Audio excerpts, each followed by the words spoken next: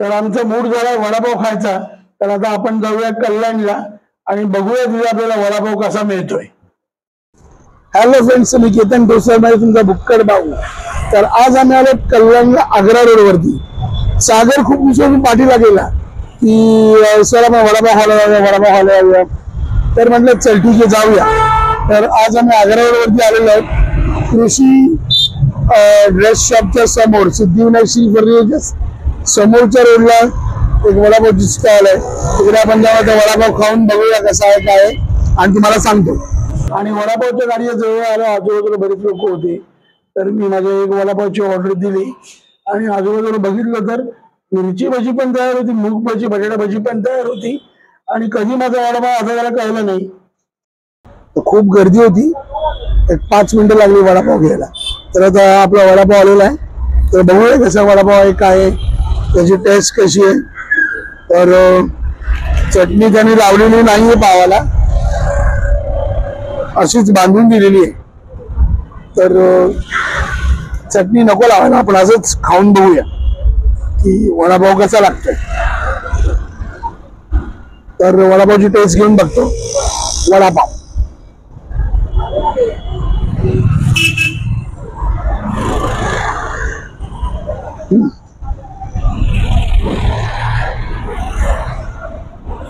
छान, म्हणजे वडापावची टेस्ट पण छान आहे आणि मसाला वगैरे प्रॉपर आहे।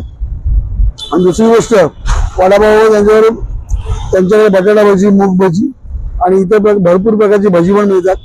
तर माझ्यामध्ये हा वडापाव खूप बेस्ट आहे, बेटर आहे, कल्याण ठीक। आणि खूप जुना वडापाव, तुम्हाला जर हा वडापाव खायचा असेल तर तुम्हाला Agra road Sai Isha multi speciality हॉस्पिटलच्या बाजूला तुम्हाला वडापाव मिळेल। तुम्ही नक्की जरूर या आणि टेस्ट करून बघा आग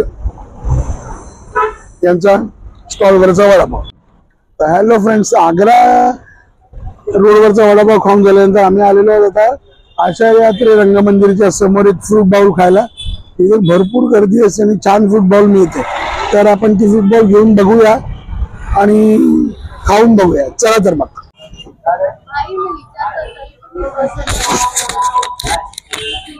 किती फ्रूट टाकता तुम्ही त्यामध्ये?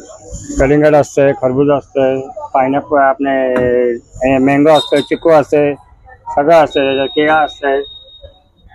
ओके, म्हणजे 10 प्रकार फ्रूट असतात।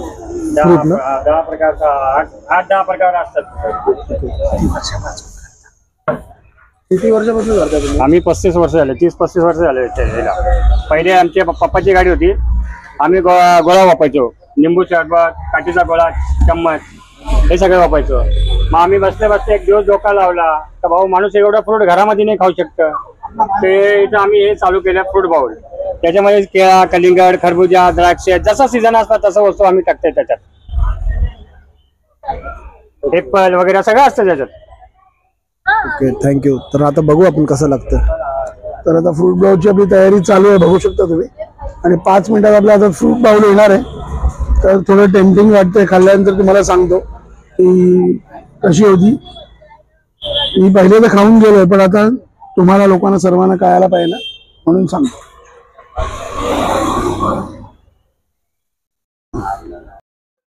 हा फ्रूट बाउलचा कार्ट आहे आणि समोर अत्र मंदिर आहे आणि बाजूला सुभाष मैदान आहे। तर बघू आपली भेट कधी आपल्या हातात येणार आहे, ते आपली लावली आहे। भरपूर सारे फ्रूट्स, जेली आहे आणि वरती चेरी आहे, मँगो आहे। ऍक्च्युली काय, आपल्या घरी एवढे सारे फ्रूट्स नसतात बऱ्याच वेळेला, पण इथे सर्व फ्रूट्स एकाच प्लेटमध्ये तुम्हाला मिळतात आणि हेल्दी ड्रिंक आहे, चॉकलेट सिरप वगैरे आणि भरपूर काय काय टाकून देतात। तर मी चॉकलेट नाही खाते, पण तुम्ही येऊन खाऊ शकता आणि टेस्ट करून बघू शकता आचार्य रंग मंदिराच्या समोर। तर मी आता 2 मिनिटं टेस्ट करतो।